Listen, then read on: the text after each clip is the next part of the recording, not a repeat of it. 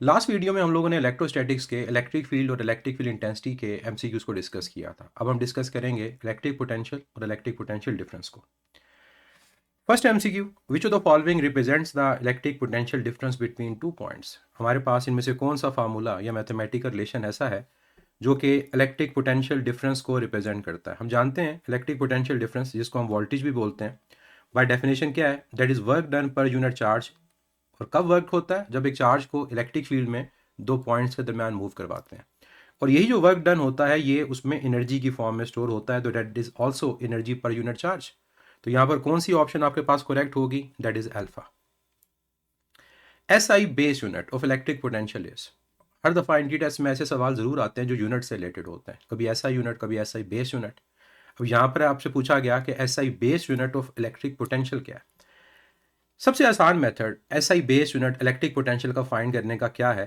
Power का formula, power is equal to voltage times current. और यहां से अगर आप वोल्टेज को देखो या पोटेंशियल को देखो तो वो पावर ओवर करंट है। और पावर का बेस यूनिट हमें पता होता है, पावर का बेस यूनिट है किलोग्राम मीटर स्क्वायर पर सेकंड क्यूब। और ये डिवाइड होगा करंट से जो कि एम्पेयर है, तो आपका आंसर आ जाएगा किलोग्राम मीटर स्क्वायर पर सेकंड क्यूब। और एम्पेयर डिवाइड हो रहा है पर एम्पेयर, तो करेक्ट ऑप्शन क्या है? बीटा। अब ये आसान मेथड है। अगर इसके अलावा अगर आप मेथड की बात करें तो आपको पोटेंशियल के यूनिट को यूज करना पड़ेगा। पोटेंशियल का यूनिट वोल्ट होता है और वोल्ट जूल पर कूलम है। और जूल क्या होता है? जूल हमारे पास होता है न्यूटन मीटर, या फिर बेस की फॉर्म में लिखें तो किलोग्राम मीटर स्क्वायर पर सेकंड स्क्वायर। और कूलम एम्पेयर इनटू सेकंड के इक्वल है। तो यहां से भी अगर आप सॉल्व करोगे तो सेम आपके पास आंसर आएगा, किलोग्राम मीटर स्क्वायर पर सेकंड क्यूब पर एम्पेयर। तो दोनों ऑप्शंस आपके पास हैं। Right answer is beta. The electric potential at point A is 6 volt. हमारे पास एक पॉइंट ए है और वहां पर इलेक्ट्रिक पोटेंशियल गिवन है 60 वोल्ट। और जो पॉइंट बी हमारे पास है वहां पर पोटेंशियल गिवन है 90 volt. Find the work done by an external force and electrostatic force respectively. हमें दो वर्क डन फाइंड करने हैं, एक एक्सटर्नल फोर्स की वजह से और एक इलेक्ट्रोस्टैटिक फोर्स की वजह से, in moving an electron slowly from B to A. अब बी टू ए आप एक इलेक्ट्रॉन को मूव कर रहे हो और आपको वर्क डन फाइंड करना है एक्सटर्नल फोर्स की वजह से और इलेक्ट्रोस्टैटिक फोर्स की वजह से। देखो, पोटेंशियल डिफरेंस इक्वल है वर्क डन ओवर चार्ज के। अब यहां से मैं अगर वर्क को फाइंड करूं, चार्ज को मल्टीप्लाई करूंगा, तो वर्क डन इक्वल आएगा पोटेंशियल डिफरेंस इनटू चार्ज। अब चार्ज इलेक्ट्रॉन है, अब चार्ज इलेक्ट्रॉन है तो यहां पर जो साइन आएगा वो नेगेटिव आएगा। याद रखिएगा जो स्केलर क्वांटिटीज हमारे पास हैं उनमें हमने साइन का ख्याल रखना होता है, लेकिन जो वेक्टर्स होते हैं वहां पर हम वेक्टर की डायरेक्शन के मुताबिक साइन को देखते हैं। तो यहाँ चार्ज नेगेटिव है तो नेगेटिव वर्क डन आएगा, चार्ज पॉजिटिव है तो पॉजिटिव वर्क डन आएगा। अब पोटेंशियल डिफरेंस क्या होगा? इन दोनों पॉइंट्स का पोटेंशियल, हाई आपके पास 60 है, इसमें से सब्ट्रैक्ट करोगे लो पोटेंशियल जो कि 90 है। ये आपका पोटेंशियल डिफरेंस होगा, हाई माइनस लो। और ये नेगेटिव डिफरेंस की वजह से, और ये नेगेटिव आपको गिवन है, ये पॉजिटिव हो जाएगा। और चार्ज आपके पास इलेक्ट्रॉन है, इलेक्ट्रॉन का चार्ज होता है 1.6 into 10 to the power of negative 19। और नेगेटिव साइन क्यों? क्योंकि नेगेटिव इलेक्ट्रॉन की वजह से। 60 और 90 नेगेटिव नेगेटिव प्लस हो जाएगा, ये हो जाएगा 150। और 150 को मल्टीप्लाई करोगे negative 1.6 into 10 to the power of negative 19 से, तो 150 1.6 से मल्टीप्लाई करो, ये 240 आएगा, लेकिन विद नेगेटिव साइन। और साथ पावर क्या है? पावर आपके पास है 10 to the power of -19 joule. अब ये जो वर्क डन आपके पास आया ये एक्सटर्नल फोर्स की वजह से आया। अब मुझे दूसरा जो वर्क डन चाहिए वो इलेक्ट्रोस्टैटिक फोर्स की वजह से चाहिए। एक बात बताएं, जब आप एक इलेक्ट्रॉन को मूव करवाओगे बी टू ए, तो क्या इलेक्ट्रिक फील्ड के अलोंग है या इलेक्ट्रिक फील्ड के अगेंस्ट है? अब ये कैसे पता चलता है? इलेक्ट्रिक फील्ड हाई पोटेंशियल से लो पोटेंशियल होती है, तो इसका मतलब इलेक्ट्रॉन को आप लो पोटेंशियल से हाई पोटेंशियल की तरफ लेकर जा रहे हो, मतलब पॉजिटिव की तरफ लेकर जा रहे हो। तो पॉजिटिव की तरफ लेकर जाने का मतलब क्या है? कि वो जो इलेक्ट्रॉन होगा अपनी एनर्जी को लूज करेगा। तो जब भी इलेक्ट्रॉन को इलेक्ट्रिक फील्ड के अगेंस्ट लेकर जाते हैं वो एनर्जी को लूज करता है, और जब भी इलेक्ट्रिक फील्ड के अलोंग जाते हैं वो एनर्जी को गेन करता है। तो यहां पर जब आपने वर्क डन फाइंड करना है इलेक्ट्रोस्टैटिक फोर्स की वजह से, तो बेसिकली वो आपकी पोटेंशियल एनर्जी के मुताबिक आएगा कि क्या वो गेन हो रही है या लूज हो रही है। तो यहां पर लूज हो रही है, नेगेटिव साइन आएगा, तो ये आपके पास एनर्जी जो आपने वर्क फाइंड किया उसके इक्वल, तो ये नेगेटिव लूज की वजह से। और जो आपने यहां पर पोटेंशियल एनर्जी वो वर्क के इक्वल जो कि आप कर रहे हो उसका नेगेटिव नेगेटिव क्या हो जाएगा, पॉजिटिव। तो 240 times 10 to the power of negative 19 joule. इसका मतलब एक्सटर्नल फोर्स की वजह से जो वर्क डन होगा वो नेगेटिव, और इलेक्ट्रोस्टैटिक फोर्स की वजह से जो वर्क डन होगा वो पॉजिटिव। क्यों? क्योंकि एनर्जी आपके पास यहाँ पर लूज हो रही है, इस वजह से नेगेटिव नेगेटिव पॉजिटिव हो गया। तो करेक्ट ऑप्शन क्या आएगी, दैट विल बी चार्ली। और अगर ये प्रोटॉन होता तो फिर ये आपके पास आता पॉजिटिव, और वो आपके पास क्या आता, दूसरा वर्क डन फोर्स का नेगेटिव आता। The electric potential inside a conducting sphere is. हम लोग गॉसिस लॉ की एप्लीकेशंस को जब पढ़ते हैं तो वहां पर एक एप्लीकेशन है कि आपके पास अगर एक कंडक्टिंग स्फीयर हो, यानी उसके सरफेस के ऊपर चार्ज हो, तो इसके इनसाइड इलेक्ट्रिक फील्ड कितनी होती है? उसका आंसर है 0। तो कंडक्टिंग स्फीयर के इनसाइड इलेक्ट्रिक फील्ड 0, और इलेक्ट्रिक फील्ड के 0 होने की वजह से हमारे पास जो पोटेंशियल डिफरेंस होगा वो भी तो 0 होगा। कैसे? क्योंकि आप जानते हो कि E is equal to delta V over D. तो हमारे पास अगर E 0 तो डेल्टा वी 0, और पोटेंशियल डिफरेंस कब 0 होता है? पोटेंशियल डिफरेंस तब 0 होता है जब आपका पोटेंशियल कांस्टेंट हो। तो इसका मतलब इनसाइड आपका पोटेंशियल कांस्टेंट रहेगा। What is the electric potential energy of electron located 5.3 into 10 to the power of -11 metre from a proton in hydrogen atom? Question में आपसे पोटेंशियल फाइंड करने को नहीं कहा गया, पोटेंशियल एनर्जी फाइंड करने को कहा गया। किसके लिए? एक इलेक्ट्रॉन के लिए जो कि हमारे पास न्यूक्लियस के अराउंड रिवॉल्व कर रहा है, और न्यूक्लियस क्या है बचे? Hydrogen atom, means proton. अब आपकी पोटेंशियल एनर्जी का फार्मूला क्या होता है? के टाइम्स, और साथ आपके पास आते हैं दो चार्ज क्यू क्यू, और डिवाइड होता है डिस्टेंस से जो उन दोनों चार्जेस के दरमियान है। अब यहां पर आपने वैल्यू पुट करनी है। K coulomb constant 9 times 10 to the power of 9। अब क्यू अगर आपके पास प्रोटॉन है उसका चार्ज पॉजिटिव पुट करोगे 1.6 into 10 to the power of -19, और स्मॉल क्यू आपके पास इलेक्ट्रॉन है उसका चार्ज नेगेटिव पुट करोगे 1.6 into 10 to the power of -19। दोनों के चार्ज आगे, डिवाइड होगा distance between proton and electron जो कि रेडियस है हमारे ऑर्बिट का 5.3 into 10 to the power of -11। अब मल्टीप्लीकेशन 1.6 और 1.6 ये बेसिकली एक तरह से 1.6 का स्क्वायर है, या फिर आप ये कहो कि जैसे 16 का स्क्वायर है तो 16 का स्क्वायर होता है 256। तो अगर मैं 1.6 का स्क्वायर लूंगा तो ये 2.56 आएगा। तो 1.6 को 1.6 से मल्टीप्लाई किया 2.56, और ये नेगेटिव ना भूल जाएं, ये नेगेटिव शुरू में आ गया, ये 9 आ गया। 1.6 इंटू 1.56 2.56। बाकी पावर्स को सॉल्व करते हैं।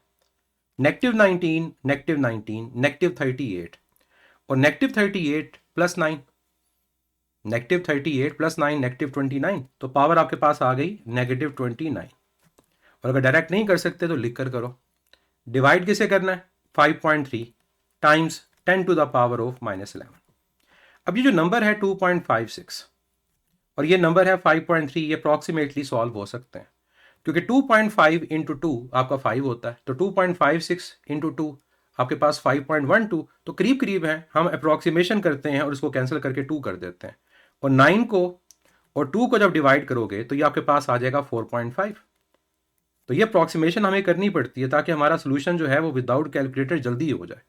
और ये पावर नेगेटिव ऊपर जाकर हो जाएगी पॉजिटिव, तो -29 प्लस 11 आपका आंसर होगा -4.5 times 10 to the power of -28, और एनर्जी है 18, क्योंकि 19 प्लस 11 18, तो आपके पास यूनिट क्या होगा इसका? जूल। करेक्ट ऑप्शन हमारे पास क्या है जो सबसे क्लोज वो चार्ली है। और कई दफ़ा एग्जामिनर कंफ्यूज करने के लिए ये सेम वैल्यू पॉजिटिव नेगेटिव दोनों में देगा, तो ये ख्याल रखें कि यहाँ पर एक इलेक्ट्रॉन है एक प्रोटॉन है, तो एनर्जी आपकी नेगेटिव होगी। 2 parallel plates 6 into 10 to the power of -2 metre long, ये आपके पास प्लेट की लेंथ गिवन है, एंड सेपरेटेड, और ये उन प्लेट्स के दरमियान सेपरेशन है जिसको हम स्मॉल डी से रिप्रेजेंट करते हैं, and have a potential difference of 850, ये पोटेंशियल डिफरेंस गिवन है। क्या फाइंड करना है? Point P is located mid way between the two plates, जो दो प्लेट्स हमारे पास हैं उनके मिड वे हमारे पास एक पॉइंट है, इस पॉइंट के ऊपर आपने इलेक्ट्रिक फील्ड को कैलकुलेट करना है। ऑपोजिट चार्ज प्लेट्स के दरमियान इलेक्ट्रिक फील्ड यूनिफॉर्म होती है, और किसके इक्वल होती है? Delta V over D, potential difference over distance between the plates. अब पोटेंशियल डिफरेंस हमें गिवन है 850, और जो डिस्टेंस बिटवीन द प्लेट्स है वो ये सेकंड वाला है, पहला डिस्टेंस नहीं है, पहला लेंथ। इस फार्मूला में प्लेट्स के दरमियान डिस्टेंस आता है, दिस वन। तो आपके पास डिस्टेंस है 2.5 times 10 to the power of -2।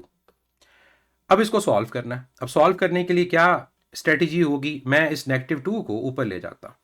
अब -2 को मैं जब ऊपर लेकर गया तो ये आपके पास 10 to the power of 2 मतलब 100 बन गया। और नीचे आपके पास क्या है, नीचे आपके पास है 2.5। अब 2.5 को मैं इस 100 के साथ सॉल्व कर सकता हूं। वो कैसे? 2.5 इंटू 2 क्या होता है 5, और 2.5 इंटू 4 क्या होता है 10। अब 2.5 इंटू 4 अगर 10 होगा तो 40 आपके पास क्या होगा 100।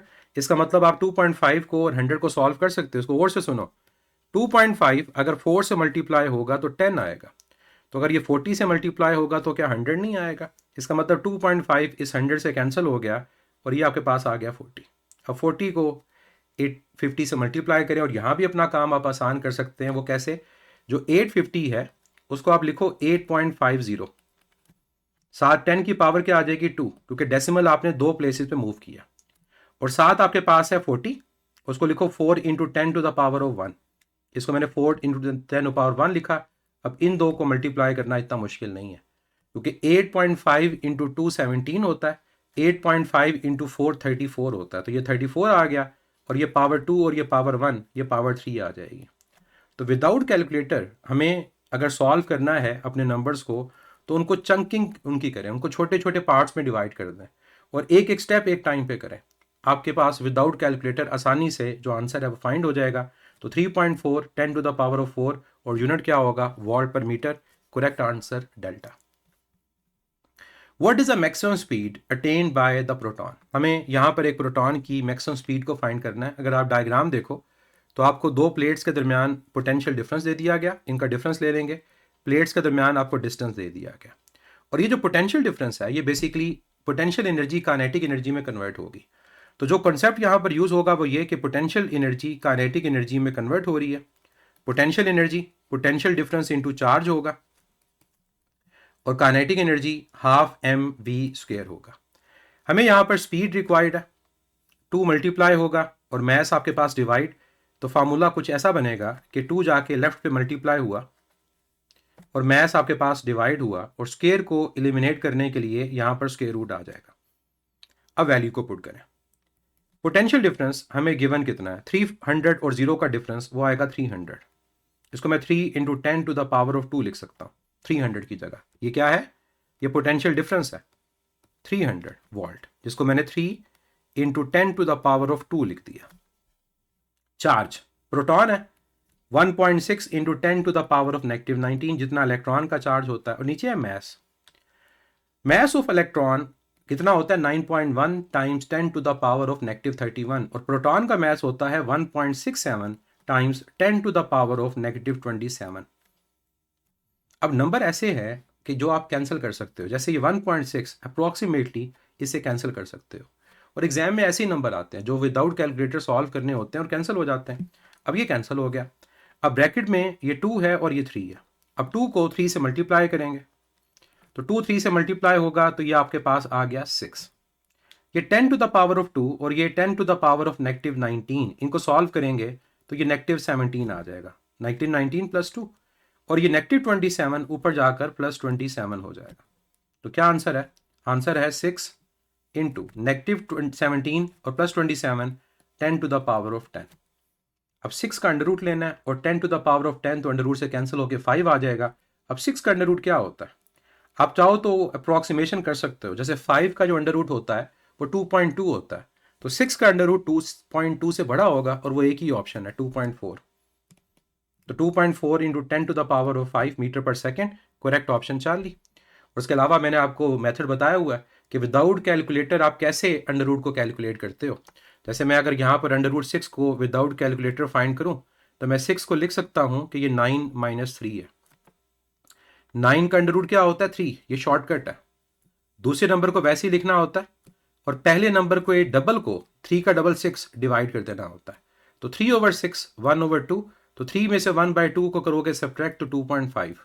तो कैलकुलेटर के बगैर 2.5 और ये 2.4 ऑप्शन में है, तो हमें चार्ली को मार्क करना होगा। A charge q is placed at the center of a circle of radius 10 centimeter. Find the work done in moving a charge q between any 2 points lying on the arc of a circle. हमारे पास एक charge Q है जो कि present है एक circle के centre के ऊपर, या के पास चार्ज Q है और इसका जो रेडियस है वो है 10 सेंटीमीटर। वर्क डन फाइंड करना है एक चार्ज Q को मूव करवाने के लिए on the arc of the circle, एक सर्कल के आर्क के ऊपर। हम जानते हैं बच्चे कि एक चार्ज अगर आपके पास सेंटर के ऊपर है, उस चार्ज से इक्वल डिस्टेंस के ऊपर हर पॉइंट का पोटेंशियल सेम होगा, क्योंकि पोटेंशियल का फार्मूला KQ/R। तो अगर एक सर्कल है तो उस सर्कल की आर के ऊपर जितने भी पॉइंट्स होंगे उन तमाम पॉइंट्स का डिस्टेंस सेम है, तो तमाम पॉइंट्स का जो पोटेंशियल होगा वो सेम होगा। अगर तमाम पॉइंट्स का पोटेंशियल सेम तो इन पॉइंट्स के दरमियान पोटेंशियल डिफरेंस जीरो, और अगर पोटेंशियल डिफरेंस जीरो तो इन पॉइंट्स के दरमियान वर्क डन भी जीरो। इसे बोलते क्या है? इसे बोलते हैं इक्वी पोटेंशियल सरफेस। तो ये सरफेस जो है ये इक्वी पोटेंशियल है, और इक्वी पोटेंशियल सरफेस में जो वर्क डन होता है वो जीरो होता है। If a charge of 2 coulomb is placed at a point and the charge have electrical potential energy of 20 ERG, जो ERG है ये यूनिट होता है एनर्जी का CGS सिस्टम में, और 1 ERG में 10 to the power of -7 joules होता है। ये कन्वर्जन याद रखनी है। तो चार्ज गिवन है, हमें एनर्जी गिवन है, हमें पोटेंशियल को कैलकुलेट करना है। Potential energy divided by charge है। अब एनर्जी आपके पास है ERG में, जिसको हमने कन्वर्ट कर लिया 10 to the power of -7 joule, और जो चार्ज है वो आपके पास है 2। जो चार्ज आपके पास है वो क्या है 2। तो क्या इसका आंसर आएगा आपके पास? सॉरी, मैंने यहाँ पर 20 को मिस कर दिया। यहाँ मुझे ERG को कन्वर्ट करके 20 को भी लिखना है, तो साहब मैं 20 को भी लिखूंगा। तो यहाँ के पास आ जाएगा 10। तो आंसर तो कोई भी नहीं है। 10 × 10 to the power of -7 volt या 10 to the power of -6 volt. तो इसकी ऑप्शन क्या होगी? डेल्टा। अब गलती के चांस क्या है?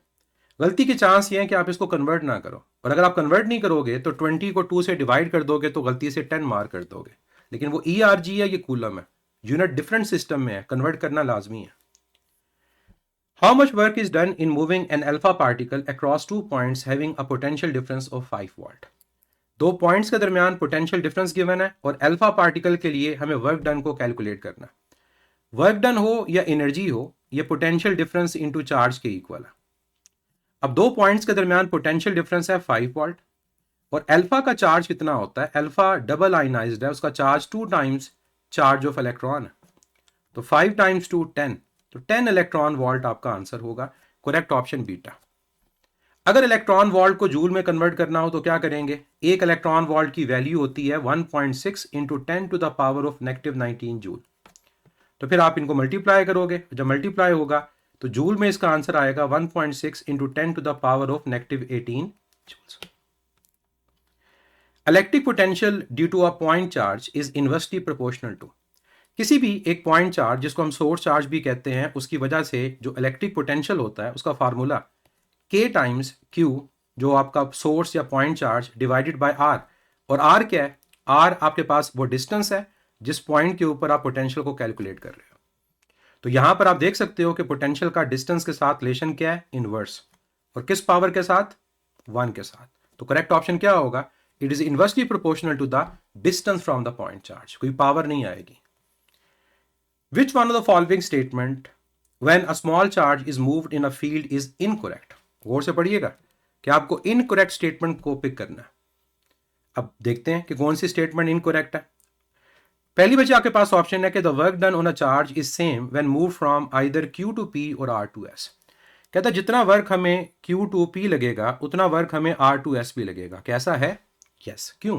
क्योंकि अगर आपके पास एक चार्ज सेंटर पर है, क्योंकि उसके अराउंड इलेक्ट्रिक फील्ड बनी हुई है और इलेक्ट्रिक फील्ड इनवर्ड है, तो जो आपके पास जो पहला आपके पास अगर सर्कल है जहां पर ये पॉइंट P और S है, तो इस P और S पे पोटेंशियल आपका सेम होगा, और जो इसके आउटर सर्कल है जहां पर आपके पास पॉइंट Q और R, वहां भी पोटेंशियल सेम होगा। ये इक्वी पोटेंशियल सरफेस है। जितना पोटेंशियल Q पर उतना पोटेंशियल R पे, जितना पोटेंशियल P पे उतना पोटेंशियल S पे। तो क्या अगर पोटेंशियल सेम है तो जितना वर्क हमें Q से लेकर P तक लगेगा उतना R से S तक नहीं लगेगा, क्योंकि हम इक्वल जो एक जैसे पॉइंट है उनके दरमियान मूव करवा रहे हैं। तो पहली स्टेटमेंट तो करेक्ट है। Next, the charge has the larger potential at Q then at S। Q पर पोटेंशियल S के मुकाबले में ज्यादा है, और आप अगर इसको देखो तो ये इलेक्ट्रिक फील्ड इनवर्ड है, एरो इनवर्ड की तरफ है। एरो इनवर्ड का मतलब है कि ये चार्ज आपके पास जो सेंटर के ऊपर है वो नेगेटिव है। और आप जानते हैं कि जब आप इलेक्ट्रिक फील्ड को फॉलो करें पोटेंशियल आपका डिक्रीज करता है। इसका मतलब जितना आप नेगेटिव से दूर हो उतना आपका पोटेंशियल ज़्यादा होगा, और जितना आप नेगेटिव के पास चले जाओगे उतना आपका पोटेंशियल कम हो जाएगा। तो Q पॉइंट और R पॉइंट वहां पोटेंशियल ज़्यादा है, तो सेकंड स्टेटमेंट भी करेक्ट है। The charge has larger potential at Q, जो दूर है नेगेटिव से वहां पोटेंशियल ज़्यादा। Next, twice as much work is done on a charge when it is move from Q to R, ये कंट्राडिक्ट कर रही है बच्चे अल्फा को। वर्क डन तो सेम होगा क्योंकि दोनों पॉइंट्स के दरमियान पोटेंशियल डिफरेंस सेम, तो यही आपकी गलत है कि जितना वर्क Q से R लगता है उतना R से S लगता है, क्योंकि इनके दरमियान पोटेंशियल डिफरेंस सेम है। तो ये आपके पास स्टेटमेंट इनकरेक्ट, तो आपका आंसर क्या होगा? चार्ली। और लास्ट भी करेक्ट है कि पोटेंशियल R पे ज़्यादा है क्योंकि R दूर है, तो correct option is only Charlie. तो ये ख्याल रखिएगा कि अगर दो पॉइंट्स हैं, अगर मैं कहता हूं कि यहाँ पोटेंशियल आपका VQ और यहाँ पोटेंशियल आपके पास VP, तो इन दोनों के दरमियान आप जब चार्ज को मूव करवाओगे और इनके इक्विवेलेंट अगर दो पॉइंट वैसे ही हो जिनको आपने नाम दिया R और S, तो उनके दरमियान चार्ज को मूव करवाओगे तो वर्क डन आपका सेम होगा, डिफरेंट नहीं होगा। The slope of electric potential V versus distance D between positively charged parallel plate is। Question में आप देखें कि आपको कहा गया कि पोटेंशियल और डिस्टेंस के दरमियान जो ग्राफ है उसकी स्लोप क्या होगी, और किसके लिए ग्राफ है? ये पोटेंशियल और डिस्टेंस का ग्राफ पैरेलल प्लेट्स के लिए है। और हम जानते हैं कि अब पैरेलल प्लेट्स जो होती हैं, चार्ज प्लेट्स जो कैपेसिटर जैसे है, ऑपोजिट चार्ज प्लेट्स, उनमें जब डिस्टेंस बढ़ता है तो पोटेंशियल की वैल्यू डिक्रीज करती है, लेकिन ग्राफ स्ट्रेट लाइन बनता है। और ग्राफ स्ट्रेट लाइन क्यों बनता है? क्योंकि इस ग्राफ की जो स्लोप है, जो इस ग्राफ का ग्रेडियंट है डेल्टा V/D, वो इलेक्ट्रिक फील्ड के इक्वल है, और ऑपोजिट चार्ज प्लेट्स के दरमियान इलेक्ट्रिक फील्ड यूनिफॉर्म होती है। इस वजह से इस ग्राफ की जो स्लोप होगी वो यूनिफॉर्म ग्राफ स्ट्रेट लाइन बनेगा। लेकिन क्या ये स्लोप पॉजिटिव है? नो, ग्राफ नीचे की तरफ जा रहा है, और हमने शॉर्टकट पढ़ा हुआ है कि जब भी लेफ्ट से राइट नीचे की तरफ जाओ तो आपकी जो स्लोप होती है वो नेगेटिव होती है। तो इलेक्ट्रिक फील्ड यानी स्लोप यूनिफॉर्म है और नेगेटिव है, तो करेक्ट ऑप्शन यहां पर negative and uniform, that is beta. 1 joule is equal to 6.25 into dash kilo electron volt. हम ये कन्वर्जन जानते हैं कि जो एक इलेक्ट्रॉन वोल्ट है ये 1.6 times 10 to the power of -19 joules होता है।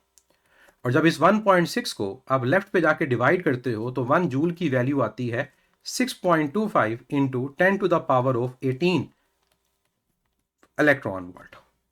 लेकिन क्वेश्चन में इलेक्ट्रॉन वोल्ट के साथ किलो लिखा हुआ है। एक आसान सा मेथड बताता हूं। जब भी आपको कोई प्रीफिक्स चाहिए हो, मेगा, किलो, गीगा, कुछ भी, आपने करना क्या है, जिस जगह वो आपको प्रीफिक्स चाहिए आपने उसको मल्टीप्लाई और उसको डिवाइड कर देना। बैलेंस करना है ना इक्वेशन को। कोई नई चीज़ अगर लेकर आओगे तो सिर्फ मल्टीप्लाई नहीं करोगे, उसको डिवाइड भी करोगे। तो मुझे किलो चाहिए था, मैंने किलो के साथ मल्टीप्लाई, किलो के साथ डिवाइड, जो मैंने मल्टीप्लाई किया ये बन गया किलो। जो मुझे चाहिए जो डिवाइड किया ये ऊपर जाके सॉल्व हो जाएगा। तो 10 टू द पावर ऑफ 3 जब न्यूमरेटर में जाकर सॉल्व होगी तो ये 18 में से सब्ट्रैक्ट हो जाएगी, और ये जो मैंने ऊपर मल्टीप्लाई किया था ये किलो बन गया। तो आपका आंसर क्या होगा? 6.25 into 10 to the power of 15, और साथ यूनिट क्या है? Kilo electron volt. Correct option आपके पास क्या है? बीटा। तो ये थे इलेक्ट्रिक पोटेंशियल और इलेक्ट्रिक पोटेंशियल डिफरेंस से रिलेटेड मल्टीपल चॉइस क्वेश्चन, लेकिन साथ ही साथ हम लोगों ने इलेक्ट्रिक पोटेंशियल एनर्जी को भी कवर किया।